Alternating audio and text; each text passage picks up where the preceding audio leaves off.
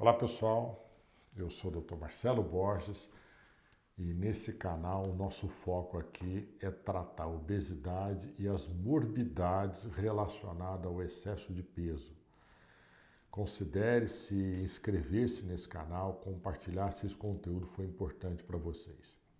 Mas hoje o que eu quero abordar aqui é a situação da menopausa relacionada à obesidade. Entendam vocês, mulheres, que a menopausa é um fator de proteção na vida de vocês à medida que a idade avança. E por uma razão muito simples. O estrogênio que vocês fabricam nos ovários, ele permanentemente estimulado, ele é um fator indicativo, estimulante para câncer de mama e câncer do endométrio. Então, há um momento da vida de vocês, mulheres, que essa carga de estrogênio tem que reduzir para proteger a mama e o útero desenvolver doença oncológica. Tá? Então, por isso, sim, existe aí a menopausa. E a menopausa também é uma etapa da vida que mostra que nós estamos envelhecendo e que algumas coisas já não funcionam mais. Vocês param aí de se tornarem matrizes reprodutivas.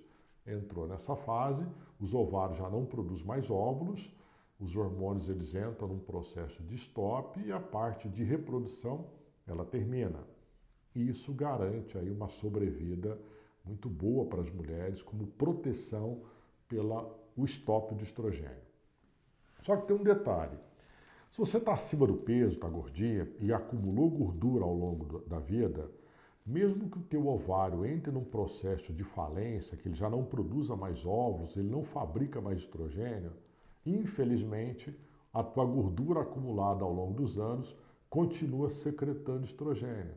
Pois é, a gordura ela passa a funcionar como órgão endócrino, fabricando hormônios que você já não deveriam fabricar mais quando entram na menopausa. Isso é um fator muito perigoso, porque esse estrogênio fabricado pela gordura, ele continua estimulando a mama, estimulando o tecido endometrial no seu útero.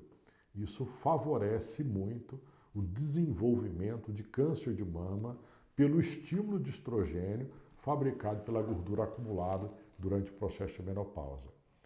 E para somar esse inconveniente, quando você entra na menopausa, a tua atividade metabólica também diminui. O nosso corpo está entrando num processo catabolítico à medida que a nossa idade avança. A gente vai avançando a idade, vamos nos tornando menos eficientes. É por essas razões que muita coisa modifica no nosso corpo.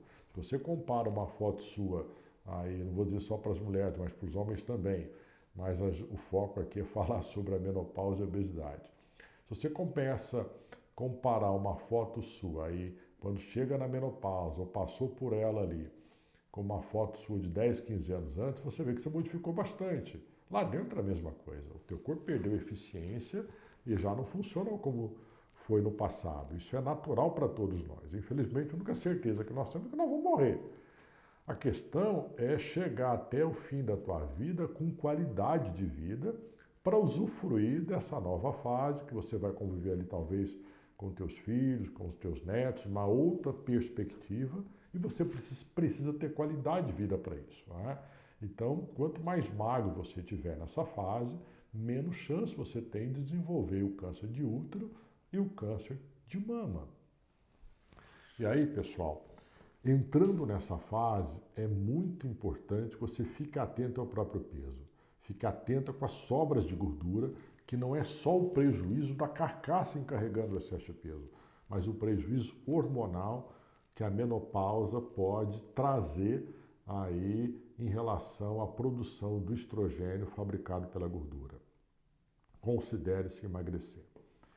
E levando em consideração essa situação, nós temos que pensar também que a carcaça, o esqueleto, ele começa a sofrer um pouco mais com excesso de peso numa carcaça envelhecida, catabolizada, carregando sobras que não deveriam. Então, além de você ter esse predicativo da gordura secretando hormônios, você tem o excesso de peso sobre a própria carcaça.